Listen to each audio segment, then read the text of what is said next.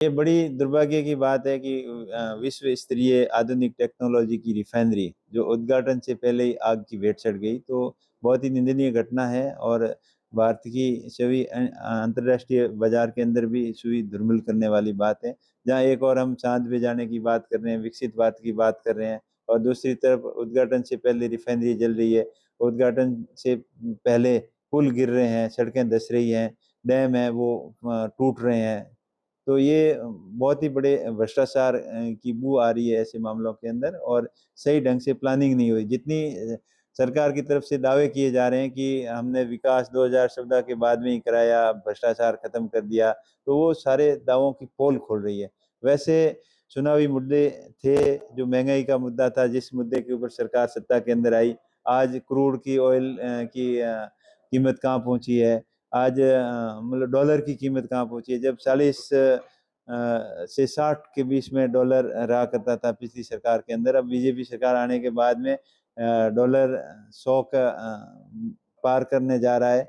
और महंगाई जिस तरीके से बढ़ रही है, भ्रष्टाचार बढ़ता ही जा रहा है, गैस की किल्लत है, पेट्रोल की किल्लत है, और रोजगार की कमी है, बेरोजगारी बहुत ज़्यादा बढ़ी हुई है। तो इन सभी मुद्दों से ध्यान भटकाने के लिए सरकार नए नए तरीके से नए नए पैतरे लेके आती है, कभी धर्म के नाम पर, कभी एसआईआर के नाम पर, कभी जाति के नाम पर, कभी संप्रदाय के नाम पर, लोगों को गुमराह करके हमेशा सत्ता के अंदर बने रहना चाहती है। बिल्कुल आधी अधूरी रिफाइनरी के उद्घाटन के चक्कर में इतनी बड़ी घटना हुई, क्योंकि जो प्रोसेसिंग यूनिट है इनकी थी, उसमें से 3-4 यूनिटें ही कंप्लीट हुई। आपकी बात बिल्कुल सही है। इसकी डिजाइन रिफाइनरी कम पेट्रो कम्प्लेक्स साथ में थी, तो पेट्रो कॉम्प्लेक्स की यूनिटें पूरी तरीके से आगे तैयार नहीं हुई, और रिफाइनरी आधी अधूरी रिफाइनरी का उद्घाटन करना था।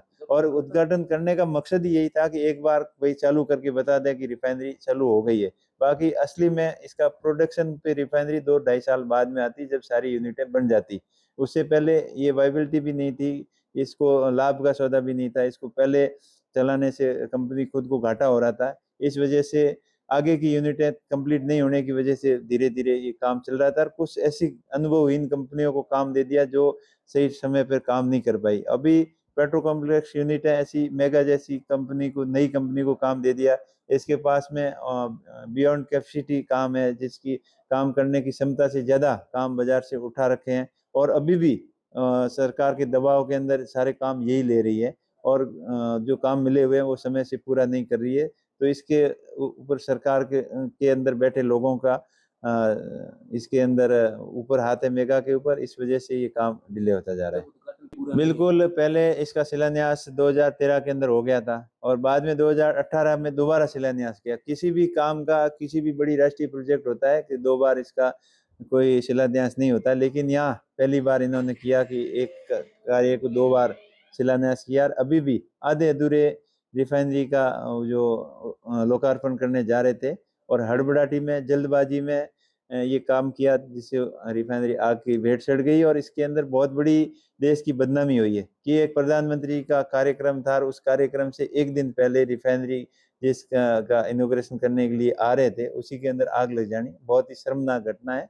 और इसके पीछे जिनका भी कारण रहा हो, निष्पक्ष जांच होकर दोषियों के खिलाफ सख्त से सख्त कार्रवाई हो। रिफाइनरी पूर्ण रूप से तैयार नहीं थी, तो कार्य शुभारंभ किस बात का? देखिए, अभी जो वर्तमान स्थिति देश के अंदर जो चुनाव चल रहे हैं, तेल का क्राइसिस चल रहा है, गैस का क्राइसिस चल रहा है, उनसे लोगों का ध्यान हटाने की वजह से कि हम इस क्राइसिस के अंदर भी हम रिफाइनरी चालू करके इस क्राइसिस को ख़त्म कर रहे हैं, कि हम, हमारा देश सक्षम है, ये लोगों का ध्यान भटकाने की वजह से जल्दबाजी में, हड़बड़ाहट के अंदर ये कार्य किया गया।